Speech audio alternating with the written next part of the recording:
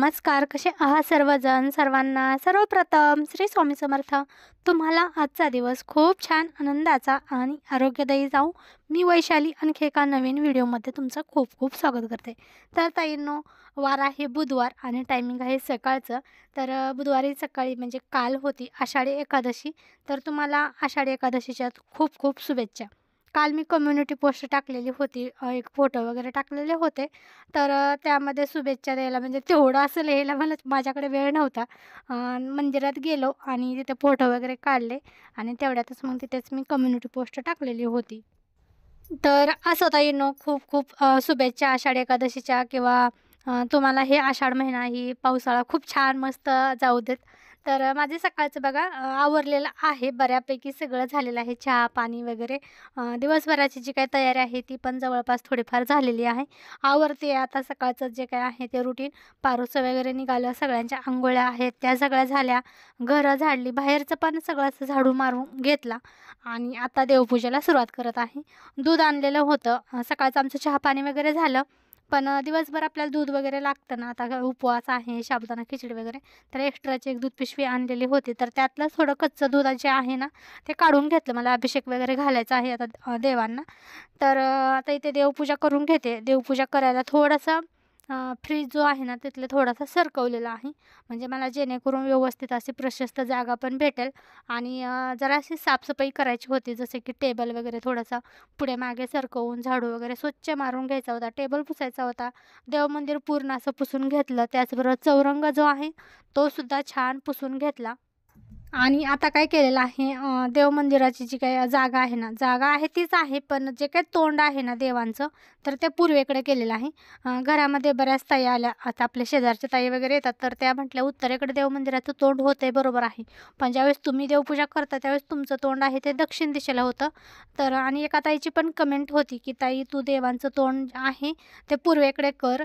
तर तसंच म्हटलं, चला आता तुमच्या कमेंटचा आहे थोडासा विचार, म्हणजे थोडासा नाही, मी बऱ्यापैकी करत असते, कारण की तुम्ही मला चांगलं सांगत असता. तर इकडे आता मी काय केलेलं आहे, फ्रीज थोडासा सरकवलेला आहे, टीव्हीच्या पुढे थोडासा घेतलेला आहे, म्हणजे मला व्यवस्थित जागा तिथे भेटते उभा राहायला वगैरे. आणि देवांचं तोंड मी पूर्वेकडे केलेलं आहे. पूर्वेकडे तोंड केल्यामुळे सुद्धा खूप छान म्हणजे वाटते आणि असं सवचं दिसते. आधी काय व्हायचं, उलटं असल्यासारखं दिसायचं. देवांचं तोंड मी उत्तरेकडे केलं होतं ना, त्यावेळेस असं वाटायचं कुठेतरी चुकले माझं, उलटं झालंय असं वाटत होतं. आणि आता ज्यावेळेस मी पूर्वेकडे देवांचं तोंड केलं आणि आता माझं तोंड जे आहे ते पश्चिमेकडे होते. तर आता हे जे आहे ना, ते सरळ-सरळ असं दिसायला लागलं आहे. म्हणजे घरामध्ये ज्यावेळेस प्रवेश केला तर असं सरळ दिसतंय, घरामध्ये व्यवस्थित छान दिसतंय. तर असो, देवमंदिर चांगलं पुसून घेतलं. आज एकादशी असल्यामुळे ना मग थोडासा जास्तीचा वेळ देऊन ना मस्त छान अशी मनाला प्रसन्न करेल अशी देवपूजा छान अशी करून घेतली. हे राहिलं ते राहिलं नको. देवसुद्धा म्हणजे स्वच्छ व्यवस्थित घासून पुसून घेतले. जे काही आता माझ्याकडे देव काही घासायचे नव्हते जास्त, बालकृष्ण तेवढा आहे आणि देवांचे भांडे जे आहेत ते पितांबरीनं वगैरे स्वच्छ असं घासून घेतलं. बाकीचे फोटो वगैरे आहेत ते पुसून व्यवस्थित लावले. धूप, अगरबत्ती, कापूर हे सगळं झालं आणि देवांना पण अभिषेक घातला. विठ्ठल रुक्मिणीची जी काही पूजा होती घरातली, देवघरातली, तर ती आम्ही दोघांनी केली. सुरुवातीला मी तुम्हाला दाखवले अभिषेक वगैरे मी घातलेला, पण नंतर मग आम्ही दोघांनी मिळून अभिषेक पण केला आणि विठ्ठल रुक्मिणीची पूजासुद्धा आम्ही दोघांनी जोडीनं आपली देवघरातली जी काही विठ्ठल रुक्मिणीची पूजा आहे ना, ती केली. हे म्हटलं कॅमेरा वगैरे नको तर राहू दे, तर त्यामुळे मग मी कॅमेऱ्यात तुम्हाला ते दाखवलेलं नव्हतं. तर आता इथे बघा मी गुलाबाचं फूल आणलेलं आहे आणि गुलाबाचं जे काही फुल आहे ना, पलीकडच्या साईडला म्हणजे लावलेलं आहे घराच्या एका बाजूला. तर छान असे 2-3 फुलं मला मिळाली. तर त्याच्यातलंच एक फुलं पाकळ्या केल्या आणि त्या ताटामध्ये खाली ठेवल्या आणि विठ्ठल रुक्मिणीला मी अभिषेक घालून घेत आहे कच्च्या दुधाचा. तर यांच्याशी तेच बोलत होते, की तुम्ही पण येताय का पूजा करायला वगैरे, अभिषेक घालायला? आपण दोघं जोडीनं म्हणजे पूजा करूया, अभिषेक वगैरे घालूया. तर मग आम्ही दोघांनी केली पूजा आणि त्यानंतर मग म्हणजे अभिषेक करताना ना सांगता येईल, ज्यावेळेस आपण देवघरातल्या देवांचे अभिषेक वगैरे करतो, गणपती बाप्पा असतील किंवा बालकृष्ण असतील, विठ्ठल रुक्मिणी माता असतील, तर विठ्ठल रुक्मिणीची ज्यावेळेस आपण पूजा करतो, अभिषेक करतो, त्यावेळेस ओम नमो भगवते वासुदेवाय नमः असं म्हणत त्यांची पूजा करायची आहे, अभिषेक घालायचा आहे. आणि गणपती बाप्पांची सुद्धा अभिषेक करताना किंवा पूजा करताना ओम गणेशाय नमः असं म्हणायचं आहे. म्हणजे प्रत्येक देवाचं जरी नाव घेतलं ना, ज्या देवाची आपण पूजा करतोय आणि त्या देवाचे नामस्मरण करून त्या देवाचं नाव घेऊन जरी पूजा केली ना तरीही चालतं. कोणताही मंत्रजप वगैरे करायची त्याला गरज नाही. तर मी अशाच पद्धतीने बघा सगळ्या देवांची पूजा अभिषेक वगैरे करून घेतली आणि त्यानंतर देवपूजा मस्तपैकी झालेली आहे. अभिषेक केलेलं जे काही पाणी होतं ते झाडांना ओतलेलं आहे. इकडे तिकडे कुठेही टाकायचं नाही, म्हणजे पायधळी तुडवेला असं या ठिकाणी नाही टाकायचं, झाडाच्या बुडात वगैरे टाकून द्यायचं. त्यानंतर उंबरट्याची पूजा करून घेतली. रांगोळी वगैरे घातलेली होती इथं उंबरट्यावर, पण आपली लहान मुलं शिवरुद्र आहेत त्यांनी काय 5 मिनटं पण नव्हती ठेवलेली. लगेच विस्कटून जे तिथं उंबरट्याला हळदी कुंकू लावलेलं असतं ना ते पण स्वतःच्या कपाळाला लावतात किंवा मग शेजारी कोणी असेल ना त्याच्या कपाळाला लावतात. तर असो, इकडे लगेच तुळशी झाडाला सुद्धा मी पाणी म्हणजे तुळशीला सुद्धा पाणी घालून घेतलं आणि तुळशीची पण छान अशी पूजा करून घेतली. आता काय होत आहे, पावसाचे दिवस आहेत त्यामुळे तुळशीपुढे लावलेला दिवा, अगरबत्ती असेल, रांगोळी असेल, ती काय होतंय पुसून जाते किंवा दिवा जर लावला तर जास्त वेळ राहत नाही. अगरबत्तीवर सुद्धा पाणी जर पडलं तरी अगरबत्ती विझून जाते. तर मी काय करते, असं लावते पूजा केल्यानंतर आणि नंतर थोड्या वेळानंतर ते आतमध्ये आणून उंबरट्याजवळ लावत असते, ठेवत असते. तर असं ही माझी आजची देवपूजा बघू शकता. खूप छान मस्त प्रसन्न वाटते. आणि कापूरदानी एक नंबर आहे, मस्त आहे. अगदीच खूप वेळपर्यंत तिथे प्रकाश पण राहतो आणि कापूर घरामध्ये सुद्धा लागला जातो. तर बघू शकता अशा पद्धतीने हे मॅनेजमेंट झालेलं आहे. फ्रीज पूजा झाल्यानंतर थोडासा सरकवला आणि मस्तपैकी म्हणजे बऱ्यापैकी तिथे सुद्धा जागा आहे. जास्त अडचण वगैरे म्हणजे अडगळ म्हणतात ना असं काही झालेलं नाही, व्यवस्थित वाटतंय. आणि पूजा केल्यानंतर तर घरामध्ये इतकं प्रसन्न झालेलं म्हणजे वातावरण झालं ना, मस्त वाटत होतं. तर आता इकडे किचनमध्ये पुन्हा आलेली आहे. सात्विक दादा गेलेला आहे ट्युशनला ना, सकाळी थोडंफार खाऊन गेला. म्हणजेच आपलं हे राजगिरा लाडू, दूध, खजूर म्हणजे असं काहीतरी मी त्याला दिलेलं होतं, बदाम वगैरे. तर हां, ताईंनो सांगते की दोन्हीही मुलांनी माझ्या उपवास केलेला आहे. दोन्हीही मुलांनी एकादशी धरलेल्या आहे. त्यामुळे स्वयंपाकाचा राडा वगैरे काहीही नाही. आमच्या दोघांच्या तर आहेतच एकादशी, पण मुलांनी सुद्धा धरलेले आहेत. त्यामुळे नो चपाती, नो भाजी काहीही नाही आज. आज फक्त उपवासाचे पदार्थ. त्यामुळे ना रात्री ना साबुदाणा मी बराचसा भिजत टाकलेला होता. जवळपास अर्धा किलोच्या हिशोबाने शाबू असेल तेवढा भिजत टाकलेला होता. आणि सकाळी आता बटाटेसुद्धा मी उकडून घेतलेले. जसं म्हटलंच बऱ्यापैकी तयारी झालेली होती. फक्त बनवायचंच होतं. आणि आता देवपूजा सुद्धा झाली. सकाळी 9 वाजता 9-9:30च्या दरम्यान देवपूजा झाली की त्यानंतर लगेच खिचडी बनवायला घेतलेली आहे. सात्विक दादा पण ट्युशनवरून येणार होता घरी येऊन. म्हणजे त्याला खिचडी खायची होती. त्याचबरोबर समीक्षा होती आणि त्यानंतर समीक्षाचे पप्पासुद्धा होते खिचडी खायला. आणि मी देव मंदिरात जाणार आहे आपल्या देहूगावामध्ये. तर तिकडे पण दर्शन वगैरे करून आल्यानंतर मग मी खाईन.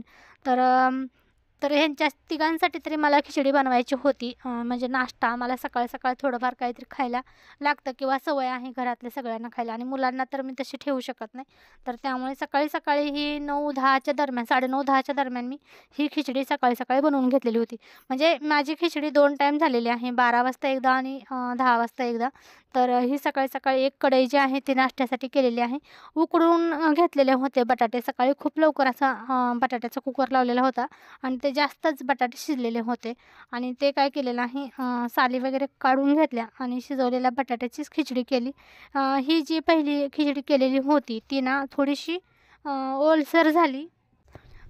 गिचगा म्हणतात ना थोडंसं, तर त्या पद्धतीने. पण ही खिचडी जी आहे ना यासोबत दही नाही लागत, ना काही दूध नाही लागत, व्यवस्थित खाल्ली पण जाते. असे घशामध्ये अडकत वगैरे नाही. आरामात ती व्यवस्थित खाता येते. तर यांची खाऊन झाली. सात्विक दादाला कढईमध्ये ठेवलेली आहे. समीक्षाला दिली खायला, त्यांनी खाल्ली आणि त्यानंतर मग आम्ही बाहेर पडलेलो आहोत. तर इकडे आलेलो आहोत आता देहूगावामध्ये मंदिरामध्ये. जसं म्हटलं सात्विक दादा काही आज घरी नाही येतो, त्याचे शाळेला सुट्टी आहे पण ट्युशनला गेलेला होता. तर आम्ही तिघंच आलेलो होतो मंदिरामध्ये. त्याचबरोबर जाऊबाईची मुलं म्हणजे त्यांची पण फॅमिली आलेली आहे. पण आहेत ते इकडं तिकडं, म्हणजे मी त्या व्हिडिओमध्ये शक्यतो घेत नाही. आता माझं यूट्यूब चॅनल असल्यामुळे फक्त मी आणि माझ्या घरातलेच मेंबर तुम्हाला दिसतात. तर आधीमध्ये एखादा व्हिडिओ फोटो वगैरे काढत असते इथं तिथं म्हणजे समोर असले की दिसतातच तुम्हाला. तर हे गाडी पार्किंगला गेलेले होते तोपर्यंत व्हिडिओ वगैरे काढले स्वतःचेच. आणि त्यानंतर हे आल्यानंतर मग गंध वगैरे लावला. तर इथे बघा आता सगळे गंध वगैरे लावतातच, तर म्हटलं चला आपणही लावावा. आणि आज पहिल्यांदा मी गंध लावताना कॅमेरा धरलेला आहे. तर होता हातामध्ये कॅमेरासुद्धा चालू आणि थोडा कॉन्फिडन्स मला वाटत होता की आपण बाबा कॅमेऱ्यासमोर गंध वगैरे लावू शकतो, म्हणून ते घेतलेला होता. तर आजूबाजूच्या बऱ्याच ताई तिथं हसत होत्या. तुम्हाला कॅमेऱ्यातून पाहिलं तर लक्षात येईल. पाहत होत्या बघा माझ्याकडे, म्हणजे व्हिडिओमध्ये सुद्धा पाहत होत्या. तर आता इकडे बघा, तर दर्शन बारी ना मंदिरामध्ये खूप होती. अगदी 2 तास तर दर्शनाला गेले असते आरामात. मी आल्या सुरुवातीला एवढी काही नव्हती गर्दी. पण म्हटलं गर्दी पाहून असा विचार केला, की आपल्याला काही आतमध्ये दर्शन घ्यायला म्हणजे एवढा वेळ नाही आहे. पटकन आपल्याला घरीसुद्धा जायचं आहे. यांना कामाला जायचं होतं. त्यामुळे तासभरसुद्धा मी देऊ शकत नव्हते इथं लाईनला. तर मुखदर्शन घेतलं आणि त्यानंतर प्रदक्षिणा घातला आणि जरा वेळ बसलो होतो. कारण की पाठीमागून ताई वगैरे येत होत्या. तर म्हटलं तर येतातच मुलं वगैरे सगळे. तर मग थोडा वेळ आम्ही इथे बसलो होतो.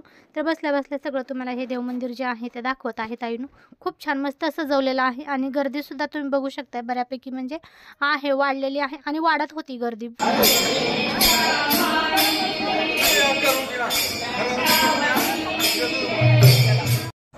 तर मंदिरात काय यायचं असतं तर ताईनं आपण घरीसुद्धा देवपूजा करतो, घरी पण तेव्हा देवाची प्रार्थना करतो. पण मंदिरात काय येतो तर मंदिरातलं जे काही वातावरण असतं, देवाचं नामस्मरण कानावर पडत असतं किंवा असे अभंग भजन वगैरे कानावर पडतं आणि देवाच्या मंदिरात आवारात आल्यानंतर जी काही आपल्याला प्रसन्नता मिळते ना ती घरात नाही. त्यामुळे मंदिरात येऊन मुखदर्शन जरी घेतलं तरीही चालतं.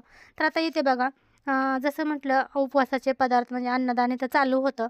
तर आम्ही मग खिचडी वगैरे घेतली, लाईनला उभा राहिलो, खिचडी घेतली. शिवरुद्र पाठीमागून येतच होते तोपर्यंत मग मी खिचडी वगैरे घेतली, मी खाल्ली. बाकीचे समीक्षाने वगैरे घरी खाल्लेली होती. तर इथे मग मी बसून खिचडी खाल्ली. त्याचबरोबर मग शिवरुद्रला पण मी खाऊ घातली. जरा वेळ इथं बसलो, खूप भारी वाटत होतं मंदिरात आल्यावरून. आणि हो, एका ताईलासुद्धा मला भेटायला यायचं होतं. कालच्या व्हिडिओखाली तिने कमेंट केलेली की ताई तू मंदिरात जाणार आहेस का? तर त्या ताईचं टायमिंग आणि माझं टायमिंग काही जुळलं नाही. त्यामुळे भेट नाही झालेली. तर असो, कारण की यांना पुढे कामाला जायचं होतं. मला परत उशिरा येऊन चालत नव्हतं ताईंनो. घरीसुद्धा बरीच कामं होती. तर माझं जसं कपडे वगैरे इतर सगळी कामं, ह्यांचा टिफिन, खिचडी वगैरे करायची होती. त्यामुळे मग आम्ही लगेच म्हणजे सकाळी दर्शन घेतलं आणि त्यानंतर घरी आलेलो होतो. समीक्षाला इकडे नदीवर पाण्यात थोडं खेळायचं होतं. तिला फोटो वगैरे काढायचे होते. मग तिथे फोटो काढले. तिला थोड्या वेळ तिथं म्हणजे हाताला धरूनच म्हटलं, "बाबा ये खाली जास्त पाण्यात जाऊ नकोस." आणि मग तिचे तिथं फोटो काढले. तिला पाण्यात थोडंसं खेळवलं आणि लगेच घरी आलेली होती. तर आता इकडे बघा, तर इथे मी तुम्हाला दाखवत आहे, शाबू भिजत ठेवलेला आहे आणि त्यामध्ये वरईसुद्धा मिक्स आहे. तर मी घेतलेली आहे वरई 1 वाटी आणि शाबू अर्धी वाटी घेतलेली आहे. हे पाण्यामध्ये मी भिजत ठेवलेलं आहे. स्वच्छ धुवून घेतलं 2 वेळा आणि त्यानंतर पाण्यामध्ये भिजत ठेवलेलं आहे. आणि आता हे भिजवून घेतलेलं जे काही शाबू आणि वरई आहे त्यातलं थोडंसं पाणी काढायचं आहे आणि आवश्यकतेनुसार म्हणजे थोडं पाणी आपल्याला टाकून हे मिक्सरमधून छान असं अगदी बारीक अशी पेस्ट तयार करून घ्यायची आहे. डोश्याचं पीठ जसं आपण बनवतो त्याच पद्धतीने हे पीठ बनवून घ्यायचं आहे. जास्त पाणी टाकायचं नाही. पण काय झालं नाही, मिक्सर फिरवायला सुरुवात केली आणि लाईट गेली. तर असो, लाईट गेली म्हणून ते तसंच जसंच्या तसंच ठेवलेलं आहे. मिक्सर, ते भांडं सगळं तसंच ठेवून दिलं आणि मला खिचडी बनवायची आहे. जसं की यांना डब्बासुद्धा द्यायचा होता. दिवसभर मुलं खाणारे आहेत त्यामुळे दुसरी एक कढई खिचडीची बनवायची आहे. तर त्यासाठी लागणारा बटाटा जो काय आहे तो कच्चा बटाटा बारीक चिरून घेत आहे. तर कच्चा बटाटा बारीक चिरलेला म्हणजे तशी साबुदाण्याची खिचडी जी आहे ना ती मुलांना आवडते. उकडलेल्या बटाट्याची खिचडी आवडत नाही. तर त्यामुळे मग मी पुन्हा ही खिचडीसुद्धा बनवत होती. तर हा बटाटा चिरून घेतला तोपर्यंत लाईट आलेली आहे. तर मग मस्तपैकी मग ते मी वाटून घेतलं. हे बारीक करत असताना पाण्याचा वापर जास्त करायचा नाही, जास्त पातळ करायचा नाही. असं आपल्याला मीडियमच ठेवायचं आहे. 2-3 चमचे पाणी टाकून मिक्सरमधून फिरवून घ्यायचं साबुदाणा आणि ती वरई भिजत ठेवलेली आहे. कारण की शाबू पाण्यामध्ये भिजत ठेवल्यामुळे शाबूनेसुद्धा बरंचसं पाणी शोषून घेतलेलं असतं. त्यामुळे कमी पाण्याचा वापर करून हे बॅटर बनवून घ्यायचं आहे. तर बघू शकता इथपर्यंत हे एवढं असं बॅटर तयार झालेलं आहे आणि अशा पद्धतीने हे मी बारीक करून घेतलेलं आहे. आता हे तयार झालेलं बॅटर जे आहे ते त्याच्यामध्ये ना चवीनुसार मीठ टाकायचं आहे आणि अर्धा लिंबू पिळून घ्यायचा आहे. आणि हो, शाबू आणि वरई जवळपास मी सकाळी भिजत ठेवलेलं होतं. आता जवळपास 2 ते 3 तास झाले होते. तास दीड तास जरी भिजत ठेवलं तरीही चालेल, किंवा 2 तास. जेवढा असं कमी वेळ असेल तर 1 तास दीड तास चालेल आणि जास्तच वेळ असेल तर 2-3 तास जरी भिजत ठेवलं तरी चालेल. आणि ते बॅटरमध्ये मी लिंबू आणि मीठ टाकून एका बाजूला ठेवून दिलेलं आहे. तोपर्यंत इकडे तुम्हाला मी दाखवलं, सात्विक दादाला मी सांगितलेलं आहे की तू डाळिंब वगैरे सोलून घे. तर तो आलेला होता ट्युशनवरून आणि त्याला मग मी त्याला काम दिलेलं. उपवासाचे डोसे बनवायचे आहे तर त्यासाठी ना मी उपवासाचीच बटाट्याची भाजी बनवून घेते. बटाटे उकडून घेतलेलेच होते सकाळी, तर ते बटाटे उकडलेले जे आहेत त्याची भाजी बनवते. तर तूप आणि तेल टाकलेलं आहे. त्यामध्ये आपली हिरवी मिरची बारीक केलेली आहे ती टाकली आणि त्यानंतर जे काही आपलं उकडलेले बटाटे आहेत तर त्याच्या फोड्या आहेत त्या बारीक अशा करून घेतल्या आणि त्यामध्ये दिलेलं आहे टाकून. कोणाकडे ना जिरे उपवासाला चालतात. आता बरेचसे व्हिडिओ मी पाहिले, उपवासाला जिरे चालतात, कोथिंबीर चालतात, काही खडे मसालेसुद्धा मोजके टाकतात. मग राहिलंच काय उपवासाला म्हणजे असं खायचं. आमच्याकडे तर काहीही चालत नाही ताईनो. जिरे नाही चालत, कोथिंबीर नाही चालत, काहीही चालत नाही. फक्त हिरवी मिरची टाकून आणि बटाटे वगैरे टाकून असे पदार्थ बनवले जातात. बाकी कोणताही त्यामध्ये जिन्नस टाकला जात नाही. तर आणि शेंगदाण्याचं कूट वगैरे तर आपण शेंगदाण्याचं चालतोच. तर शेंगदाण्याचा कूट टाकला आणि मस्तपैकी ही बटाट्याची भाजी बनवून घेतली. साधी सिंपल अशी ही बनवलेली आहे, पण खूप छान मस्त लागते. जरी आपल्याला साबुदाणा खिचडी खायचा कंटाळा आला असेल किंवा एका दिवशी भिजवलीच नाही, तर अशा पद्धतीने नुसती बटाट्याची भाजी जरी करून खाल्ली ना, तरी पण खूप छान लागते. तर ती भाजी आहे ती काढून घेतली आणि त्यानंतर साबुदाणा खिचडीसाठी जो काही बारीक चिरलेला बटाटा होता तो टाकून घेतला म्हणजे कढईमध्ये आणि चांगला असा तेलामध्ये तुपामध्ये भाजून घेतला आणि त्याच्यामध्येच वाटलेली हिरवी मिरची जी आहे ती टाकलेली आहे. मीठ टाकून मी बारीक करून घेते मिरची, म्हणजे असं ठसका वगैरे उडत नाही. नाहीतर बिना मिठाची जर मिरची बारीक केली तर खूप ठसका उडतो सगळ्या घरामध्ये सुद्धा आणि मग आपल्याला सुद्धा असं हाताला सुद्धा हात जरी वगैरे मिरचीला लावला तरी खूप तिखट लागतं. तर चांगलं बटाटा मिरची वगैरे परतून घेतलं आणि त्यामध्ये मोकळा असा सुटसुटीत साबुदाणा जो होता भिजवलेला तो टाकलेला आहे. आता पूर्णपणे साबू त्यामध्ये दिलेला आहे टाकून. सकाळी एक कढई केलेली होती आणि आत्ता एक ही कढई केलेली आहे ताईंनो. शाबू, बटाटा, त्यानंतर हिरवी मिरची जे काय आहे ते आधी पहिल्यांदा सुरुवातीला परतवून घेतलं आणि सगळ्यात शेवटी टाकलेला आहे तो शेंगदाण्याचा कूट टाकलेला आहे. आणि शेंगदाण्याचा कूट ताईनं सगळ्यात शेवटी टाकायचा म्हणजे करपला जात नाही आणि किंवा असा थोडासा जाडसर शेंगदाण्याचा कूट ठेवला तर तो खायलासुद्धा खिचडीमध्ये खूप छान लागतो. आणि खिचडी बनवताना आवर्जून ना 1 चमचा तरी तूप त्यामध्ये टाका, कारण की तूप टाकल्यामुळे ना खिचडी एकदम मोकळी सुटसुटीत होते आणि मऊ पण लुसलुशीत अशी होते. खाताना अशी एकदम कोरडी वाटत नाही. तर खिचडी ही अशा पद्धतीने बघा मी करून घेतली. तयार झालेली आहे ही खिचडी. एका बाजूला ती ठेवून दिली बारीक गॅसवरती. म्हटलं जरा डोसे वगैरे बनवत तीसुद्धा मग मी परतून घेईन. तर आता इकडे बघा डोश्याचं बॅटर जे आहे ते तुम्हाला दाखवलं. मिक्स करून घेतलेलं आहे. इकडे डोश्याचा जो काही तवा आहे तो सुद्धा गरम करून घेतला आणि तेल लावून घेतलेलं आहे. त्याच्यावरती हे बॅटर पळीनं सोडायचं आहे. ज्या पद्धतीने आपण डोसे सोडतो तसेच सोडायचं, म्हणजे टाकायचं, फक्त फिरवायचं नाही. जास्त असं आपल्याला पातळ वगैरे करायचा नाही. आंबोळ्या ज्या पद्धतीने थोड्याशा जाडसर करतो त्याच पद्धतीनेच हा जाडसरच डोसे करायचे आहे. आंबोळ्यासुद्धा तुम्ही म्हणू शकता, डोसे म्हणू शकता, काही म्हणू शकता, पण असं केलेलं आहे बघू शकताय. तर मी तर डोस्याचं नाव दिलेलं होतं कारण की सेम डोस्यासारखं झालेलं होतं.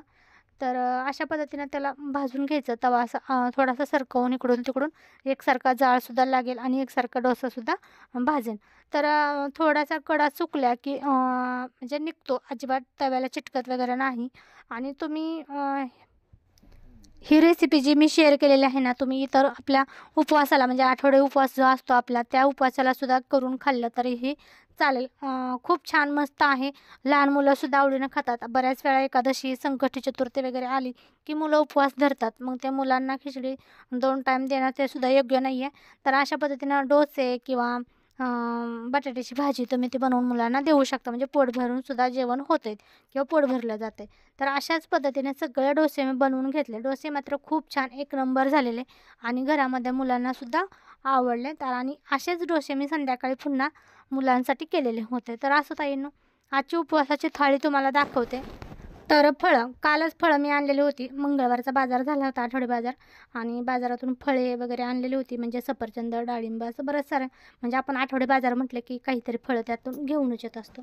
तर मी हे आणलेले होते आणि मग त्या ॲपल वगैरे कट करून घेतलं. ॲपल कटर आहे. अगदी माझी लहान मुलं होती ना, म्हणजे प्रवासात वगैरे इकडं तिकडं जाणं येणं, गावाला जायचं यायचं असायचं, मग त्यावेळेस मी हे ॲपल कटर घेतलेलं आहे.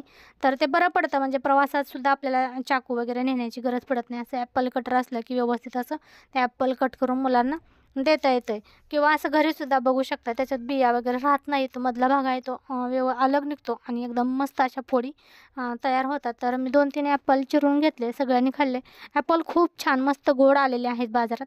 तर इकडे आता मी तुम्हाला लगेच थाळी करून दाखवते. तर गरमागरम मस्त असे उपवासाचे डोसे होते. आपली साबुदाणा खिचडी, त्याचबरोबर उपवासाची आपली बटाट्याची भाजी आणि फळं घेतलेली आहेत.